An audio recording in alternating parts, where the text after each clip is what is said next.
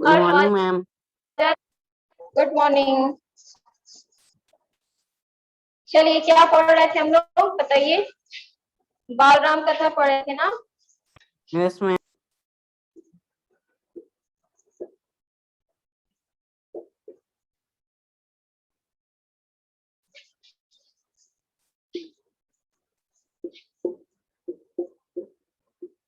कहाँ तक पढ़े थे, याद है कुछ? बताओ। क्या मैम? कहाँ तक पढ़े थे? मैम नहीं पता। अरे क्यों? मैम बुक नहीं है ना। अरे बेटा ठीक है, बुक मानते नहीं हैं, जो पढ़ा रहे वो तो याद होना चाहिए ना कि हमने कहाँ तक पढ़ा था। क्यों? कुछ तो ऐसा हिंट याद होना चाहिए जो पता चले कि आप कहाँ तक पढ़े थे। बताएं कहाँ तक पढ़े थे? जब बच्चे बड़े हो जाते हैं, अब विवाह के योग्य होते हैं ना। Yes ma'am. अब याद आया? इसी तरह हिंट याद रखा करो। अब तुमको हम बताए भी थे कि बच्चे बड़े हो गए हैं, शिक्षा दीक्षा प्राप्त कर ली और यज्ञ भी हो गया था। यस चलिए मैम। कोई बात नहीं, लेकिन आपकी याद रखिएगा, ठीक है? राजकुमार, अब उसके आगे का पढ़ रहे हैं हम। राजकुमार कुछ और बड़े हुए, विवाह योग्य, नगर में इसकी चर्चा होने लगी। महाराज दशरथ भी ऐसा ही चाहते थे। आवाज आ रही ना? Yes ma'am. अपनी संतानों के लिए सहयोग वधुएं परिजनों में चर्चा पहले से ही हो रही थी। बाद में पूरा हितों को भी इसमें शामिल किया गया। अयोध्या का राजमहल। एक दिन ऐसी ही चर्चा चल रही थी, गहन मंत्रणा हो रही थी। तभी एक द्वारपाल घबराया हुआ अंदर आया। उसने सूचना दी कि महर्षि विश्वामित्र पधारे हैं। उसने क्या सूचना दी? एक द्वारपाल, द्वारपाल मतलब होता है जो सेवक होते हैं, जो द्वार पे खड़े होके दिन रात चौकीदारी करते रहते हैं, पहरा देते रहते हैं। उन्होंने बताया कि विश्वामित्र पधारे हैं। महाराज दशरथ तत्काल अपना आसन छोड़कर खड़े हो गए। उन्होंने क्या किया? तुरंत ही अपना आसन, मतलब होता है जहां बैठे थे, उसे छोड़कर खड़े हो गए। द्वार की ओर बढ़े। द्वार मतलब दरवाजा, मतलब आने जाने का द्वार जो होता है उसकी ओर बढ़े।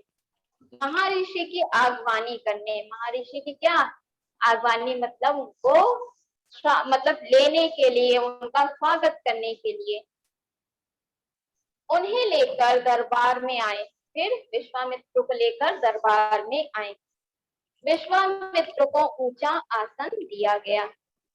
विश्वामित्र कभी स्वयं राजा थे। जो ये विश्वामित्र थे, ये भी क्या थे? राजा थे। बहुत बड़े और बलशाली। बाद में अपना राजपाट छोड़ दिया और संन्यास ग्रहण कर लिया, जंगल चले गए।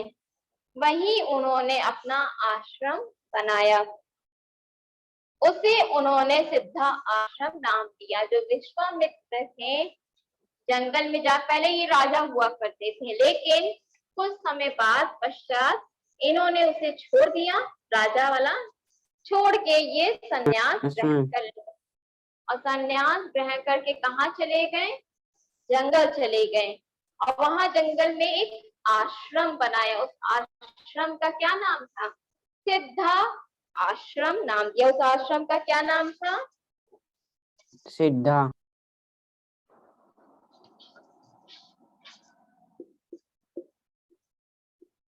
सिद्धाश्रम। ठीक।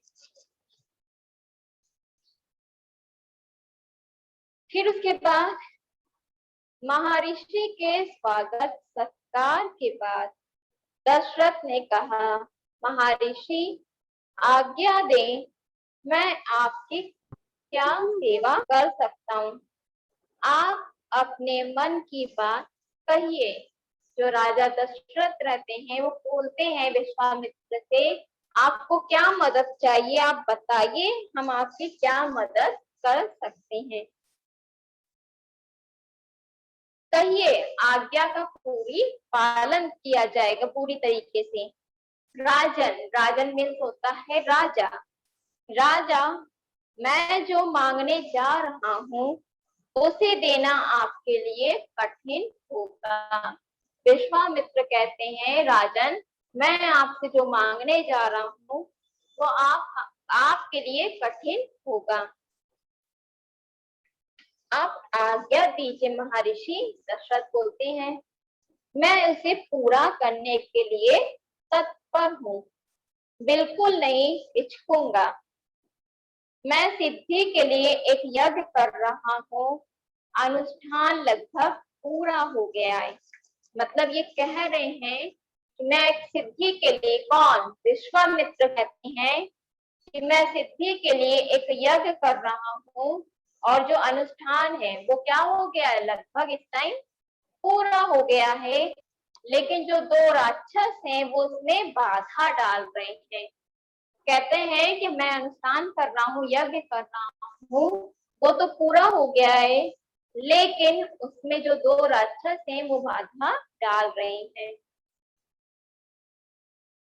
मैं जानता हूँ कि उन राक्षसों को केवल एक ही व्यक्ति मार सकता है, वह राम है। क्या कहते हैं विश्वामित्र कि वो जो दो राक्षस हैं उन्हें केवल एक ही व्यक्ति मार सकता है और जिसका नाम है क्या, राम। राम। आप अपने ज्येष्ठ पुत्र को मुझे दे दे। वो क्या कहते हैं, जो आपका बड़ा पुत्र, ज्येष्ठ मतलब क्या होता है, बड़ा, जो आपका बड़ा पुत्र है आप हमें दे दें और ताकि यज्ञ पूरा हो। विश्वामित्र ने कहा कि आप अपने ज्येष्ठ पुत्र को दे दें ताकि यज्ञ पूरा हो जाए। दशरथ पर जैसे बिजली गिर पड़ी। अब किसी से कोई बेटा मांग लेगा, लेकिन हमेशा के लिए नहीं, सिर्फ कुछ समय के लिए, तो किसी पिता को अपने बेटे को देना उचित नहीं लगेगा। तो उनके ऊपर क्या हुई, बिजली जैसे गिर पड़ी, वहां अचकचा गए। उन्हें उम्मीद नहीं थी कि मुनिवर उनसे राम को मांग लेंगे। क्या सोचे थे ये राजा दशरथ की, कुछ ऐसी चीज होगी जो मांग रहे होंगे, लेकिन मुझे नहीं पता था कि मेरे ही पुत्र को मांग लेंगे।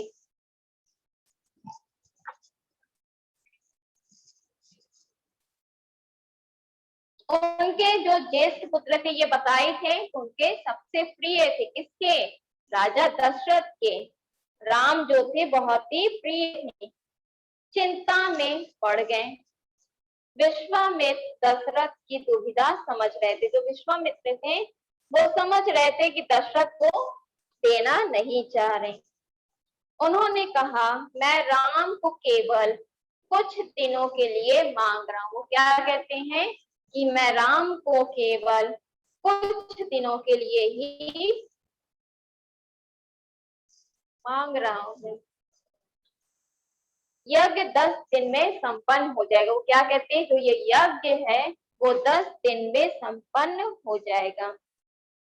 महाराज दशरथ दुखी हो गए। जो महाराज थे वो क्या हो गए, दुखी हो गए। पुत्र वियोग की आशंका से कांप उठे। दरबार में सन्नाटा छा गया। दशरथ की दशा देखकर मंत्री चिंतित थे। जो दशरथ की जो चिंता थी उससे क्या थे, सारे मंत्री चिंतित थे पर चुप थे। महर्षि वशिष्ठ शांत थे। इतने में दशरथ कांप कर बेहोश हो गए। होश आया तो डर ने उन्हें फिर जकड़ लिया। मूर्छित होकर दोबारा गिर पड़े और संज्ञा सुन पड़े रहे। समझ में आया इतनी चीज, बोलो हर्ष। Yes ma'am. मतलब कि उनसे क्या हुआ था, राम को मांग लिया गया था, ठीक है, कि राम मुझे दे दीजिए। तो उन्होंने क्या किया, राम को मांगा गया तो दशरथ क्या हुए, कांप उठे। कांप गए थे किस लिए, कि उनसे उनका पुत्र मांगा गया, जिससे दशरथ कांप कर बेहोश हो गए। और होश आने पर फिर से वो वही सोचने लगे। महर्षि विश्वामित्र को यहाँ तक समझ में आ गया। Yes ma'am. अब फिर क्या होता है, महर्षि विश्वामित्र का क्रोध बढ़ता जा रहा था। दरबार संशय था किसी अनिष्ट की आशंका से। वे कुछ समझ नहीं पा रहे थे कि महर्षि और महाराज के बीच संवाद में कुछ बोलना उचित भी है या नहीं। मुनि वशिष्ठ चुपचाप आकर महाराज दशरथ के पास खड़े हो गए। थोड़ी देर बाद दशरथ उठे। स्वयं को संभालते हुए उन्होंने महर्षि से विनती की, महामुनि, मेरा राम तो अभी 16 वर्ष का भी नहीं हुआ है, वह राक्षसों से कैसे लड़ेगा। क्या कहते हैं राजा दशरथ कि जो मेरा बेटा है राम अभी 16 वर्ष का भी नहीं हुआ है, वह राक्षसों से कैसे लड़ेगा। राक्षस मायावी हैं, वह उनका छल कपट कैसे समझेगा, उन्हें कैसे मारेगा। इससे अच्छा है यही होगा कि आप मेरी सेना ले जाएं। वो क्या कहते हैं, वो कहते हैं कि राम अभी छोटा है, 16 वर्ष का है और वो राक्षसों से कैसे लड़ेगा। इससे अच्छा है कि आप मेरी सेना ले लेते जाएं, जिससे आपकी मदद हो जाएगी, या फिर कहिए मैं स्वयं आपके साथ चलूं, राक्षसों से युद्ध करूं। महर्षि विश्वामित्र ने कोई प्रतिक्रिया व्यक्त नहीं की। क्रोधित थे विश्वामित्र, क्या हो गए, क्रोध से भर गए, पर उसे व्यक्त नहीं कर रहे थे, मतलब उसे दिखा नहीं रहे थे कि उनको गुस्सा आ रहा, क्रोध हो रहा है। उन्हें अपने यज्ञ के नियम याद थे। क्रोध करने से यज्ञ खंडित हो जाता है। क्या अनुष्ठान चल रहा था ना, अगर विश्वामित्र अगर वो करते, क्रोध करते, तो उनका क्या होता, उनका यज्ञ खंडित हो जाता और अनुष्ठान अधूरा रह जाता। मैं राम के बिना नहीं रह सकता है। कौन कहता है, राजा दशरथ कहते हैं कि मैं राम के बिना नहीं रह सकता हूँ। महामुनि, एक पल भी नहीं, आप राम को छोड़कर जो चाहे मांग ले, उसे मत ले जाइए, मैं राम को नहीं दूंगा। क्या कहते हैं राजा दशरथ, विश्वामित्र कहते हैं कि आप राम को छोड़कर कुछ भी मांग लीजिए, लेकिन मैं राम को नहीं दूंगा, बिल्कुल नहीं। वह मेरे बुढ़ापे की संतान है, मैं उससे बहुत प्रेम करता हूँ। महर्षि का क्रोध सबक था। महर्षि क्या हुए, बहुत ज्यादा गुस्से में हो गए। दरबार मंत्रीगण और ऋषि मुनि सत्ते में आ गए, सब क्या करने लगे, बहुत ही सोच में हो गए, अब क्या होगा। आप रघुकुल की रीति तोड़ रहे हैं। कौन कहता है, जो विश्वामित्र होते हैं वो कहते हैं कि आप रघुकुल की क्या कर रहे हैं, रीति को, आप रघुकुल की रीति को तोड़ रहे हैं। राजन वचन देकर पीछे हट रहे हैं। इन्होंने जो थे राजा दशरथ को पहले ही क्या देते हैं, वचन दे देते हैं ना कि आप जो मांगेंगे आपको मिलेगा। यहाँ बर्ताव कुल के विनाश का सूचक है। हर्ष समझ में आ रहा है बेटा? Yes ma'am. तो वो कहते हैं विश्वामित्र की यह जो बर्ताव है ये कुल मतलब होता है परिवार, वंश, विनाश का सूचक है। आप जानते हैं कि मैं स्वयं दुष्ट राक्षसों का संहार कर सकता सकता था, लेकिन मैंने संन्यास ले लिया है। विश्वामित्र समझा रहे हैं दशरथ को कि मैं स्वयं ही चाहे तो राक्षसों का संहार कर सकता हूँ, लेकिन मैंने क्या किया है, संन्यास ले लिया है और अनुष्ठान भी चल रहा था, तो वो युद्ध नहीं कर सकते। फिर उसके बाद क्या होता है, लेकिन मैंने संन्यास ले लिया है, अगर आप राम को नहीं देंगे तो मैं यहाँ से खाली हाथ लौट जाऊंगा। वो कहते हैं यदि आप हमें राम नहीं देते हैं तो मैं खाली हाथ ही लौट जाऊंगा। बात बिगड़ती देखकर मुनि वशिष्ठ आगे आए। बात बहुत ही बिगड़ रही थी, तो क्या होता है, मुनि वशिष्ठ उन सबके गुरु थे वहां पे, तो मुनि वशिष्ठ आगे आते हैं, कहते हैं महाराज दशरथ को समझाया। महाराज दशरथ को वो समझाते हैं राम की शक्ति के बारे में। जो मुनि वशिष्ठ थे वो समझाते हैं कि राम 16 वर्ष का है, लेकिन उसमें बहुत ही शक्ति है। प्रतिज्ञा तोड़ने के संबंध में फिर समझाते हैं कि आपने वचन दे दिया था विश्वामित्र को कि आप जो मांगेंगे देंगे, तो आप उस प्रतिज्ञा से पीछे नहीं हट सकते। महर्षि विश्वामित्र के साथ रहने पर राजकुमार राम को होने वाले लाभ के बारे में फिर क्या बताया, मुनि वशिष्ठ ने बताया कि यदि राम विश्वामित्र के साथ रहेंगे तो विश्वामित्र से बहुत सी चीजों को वह सीखेंगे। राजन, आपको अपना वचन पूरा करना चाहिए। मुनि वशिष्ठ समझाते हैं दशरथ को कि राजन आपको अपना वचन पूरा करना चाहिए। रघुकुल की रीति यही है। इस रघुकुल की रीति क्या है, जान जाए वचन जाए नहीं, प्राण जाए पर वचन ना जाए। ये थी उनकी रघुकुल की रीति कि प्राण हमारी चली जाए लेकिन हमारा जो हमने वचन दिया है उसे पूरा करना है। प्राण देकर भी आपके पूर्वजों ने वचन निभाया। अब यहाँ पे मुनि वशिष्ठ समझा रहे हैं कि जो आपके पूर्वज थे वो लोग क्या किए थे, अपने जान की बाजी लगाकर अपने वचन को निभाया था। आप राम की चिंता ना करें। वो क्या कहते हैं, आप बिल्कुल भी राम की चिंता ना करें। महर्षि के होते उनका कोई कुछ नहीं बिगाड़ सकता।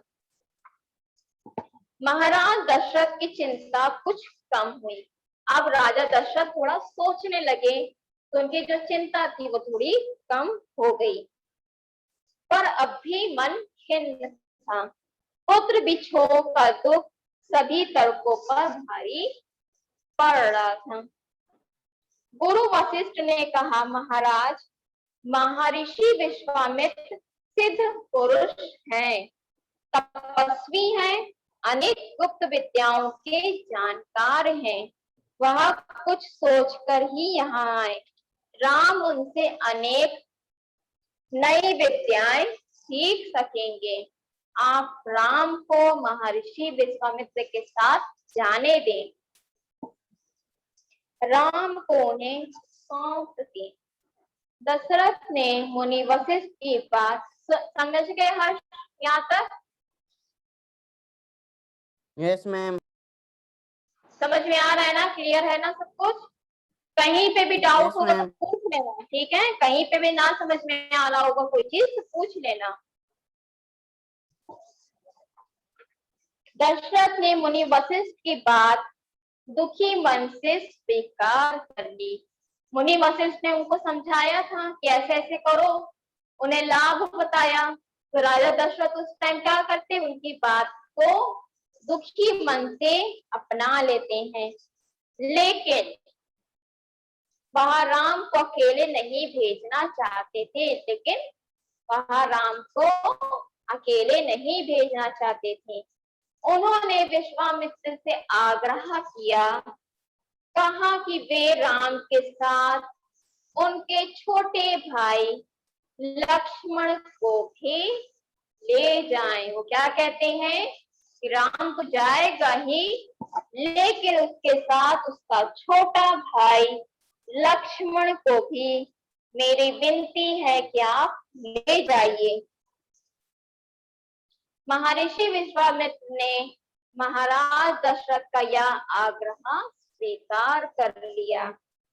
राम और लक्ष्मण को तत्काल दरबार में बुलाया गया। तुरंत ही क्या किया गया, राम और लक्ष्मण को तुरंत ही वहां से बुला लिया गया।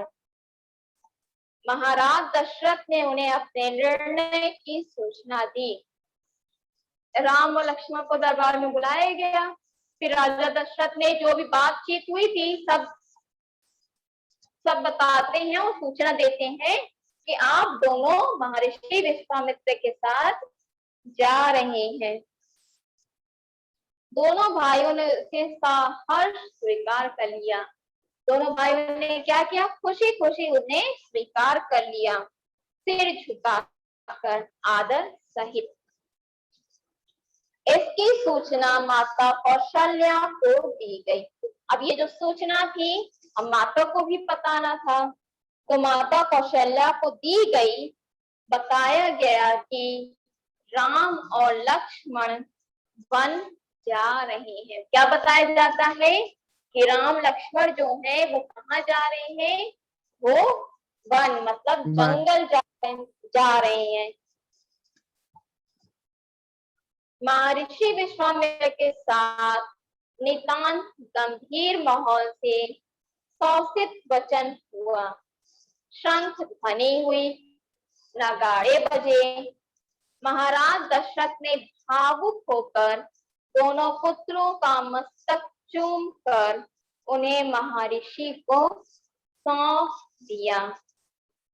दोनों राजकुमार बिना विलंब किए, विलंब मतलब बिना रुके, महर्षि के साथ चल पड़े बीहड़ और भयानक जंगलों की ओर। मतलब वो जो जंगल था बहुत ही भयानक था, बहुत ही बीहड़ मतलब बहुत ज्यादा वहां पे पेड़ पौधे जंगल थे, कटीली झाड़ियां वाड़ियां सब थी वहां पे। विश्वामित्र आगे आगे चल रहे थे। विश्वामित्र कैसे चल रहे थे, वो आगे थे, राम उनके पीछे थे। राम उनके जस्ट पीछे थे, लक्ष्मण से 2 कदम पीछे। मतलब विश्वामित्र पहले थे, उसके बाद राम थे, और राम के उनके पीछे लक्ष्मण से 2 कदम पीछे। पहले कौन थे, पहले विश्वामित्र चल रहे थे, ठीक है। फिर उसके बाद क्या होता है, आगे आगे थे, ये पहले थे। उसके बाद कौन था, राम उनके पीछे थे, यहाँ राम थे, और लक्ष्मण राम से 2 कदम पीछे, ये विश्वामित्र थे। Yes, ma'am.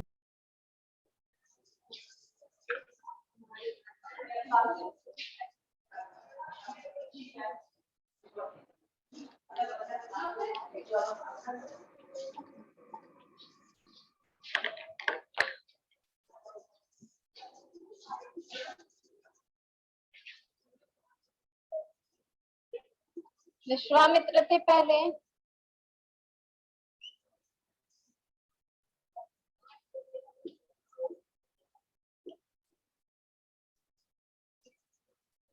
फिर राम थे, और फिर उसके बाद 2 कदम पीछे लक्ष्मण। क्या कर रहे थे,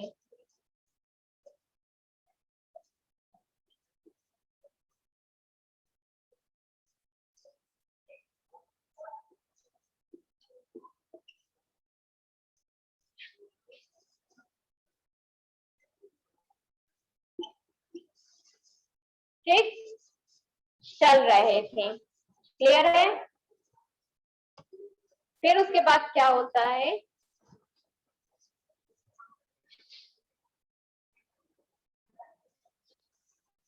फिर उसके बाद होता है, चल रहे थे ऐसे, विश्वामित्र इसलिए आगे थे क्योंकि जंगल का उन्हें रास्ता पता था और बिहड़ था। अभी वो दोनों बच्चे क्या थे, छोटे थे, तो ऐसे गलती तो कर नहीं सकते, इसलिए वो आगे आगे चल रहे थे। विश्वामित्र इसलिए आगे थे, जंगल का रास्ता पता होने के कारण, फिर राम फिर लक्ष्मण। ठीक, तो क्या बता रहे थे कि दोनों राजकुमार बिना विलंब किए महर्षि के साथ चल पड़े बीहड़ और भयानक जंगलों की ओर। विश्वामित्र आगे आगे चल रहे थे, राम उनके पीछे थे, लक्ष्मण राम से 2 कदम पीछे, अपने धनुष संभाले हुए। सबके पास क्या था, सबके पास था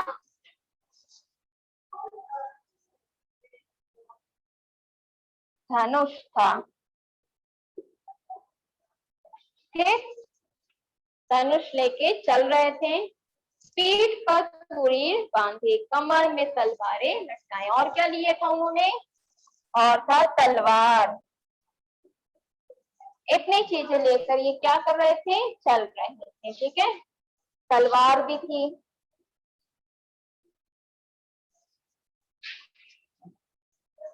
ये लोग इतनी चीज लेकर चल रहे थे। क्लियर हो गया?